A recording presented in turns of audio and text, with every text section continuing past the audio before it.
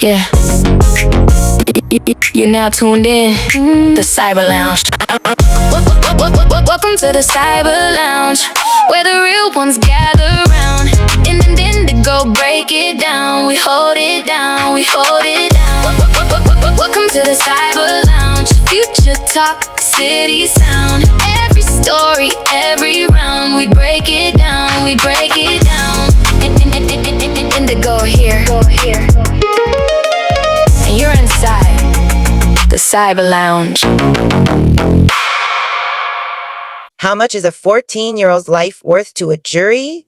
Because according to a South Carolina courtroom, chasing a child down a road and shooting him in the back doesn't legally amount to murder. Welcome back to the feed. I'm Indigo. If you haven't checked your timelines yet, the verdict is officially in for a case that has been breaking hearts and sparking outrage for 3 years. Rick Chow, the 61-year-old convenience store owner who shot and killed 14-year-old Cyrus Carmack Belton back in 2023, has been found not guilty of murder. The gallery in the courtroom erupted in tears. The internet is in a state of absolute disbelief. And today, we have to look at the cold, hard facts of how this system just operated. Let's get into the feed. Let's strip away the legal jargon and look at what actually happened outside that Express Mart Shell station in Colombia. It all started over the most minor thing imaginable. A false accusation. The Chow suspected Cyrus of shoplifting 4 bottles of water from the cooler. Surveillance video from inside the store later proved Cyrus didn't steal a single thing. He put the bottles right back. But a verbal argument started. Cyrus grabbed his backpack and he ran. Instead of calling the authorities, Rick Chow and his son Andy decided to become judge, jury, and executioner. Armed with a pistol, Chow chased this 14-year-old boy for more than 130 yards down the street. Think about that distance. That is longer than a football field. That isn't a quick reaction. That is a relentless pursuit.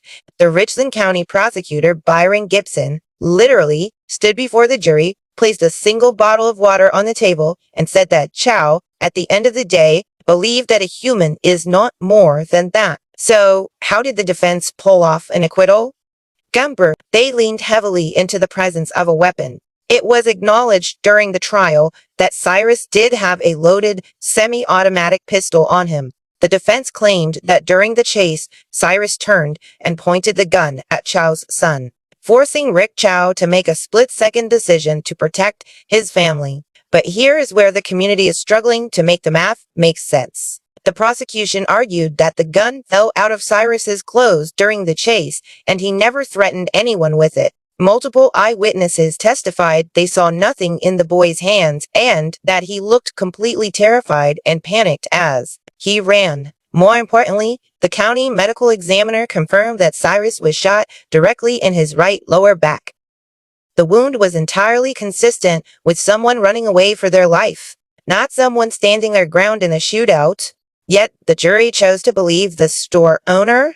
Outside the courthouse, the family's attorney, Todd Rutherford, expressed absolute shock, stating he has been practicing law for nearly 30 years and has never seen a jury justify a verdict where a child who did nothing wrong was shot squarely in his back. The local community is grieving. The anger in Richland County is palpable, and the family is left with an empty seat at the table and zero accountability from the state. It leaves us with a terrifying question for the evening.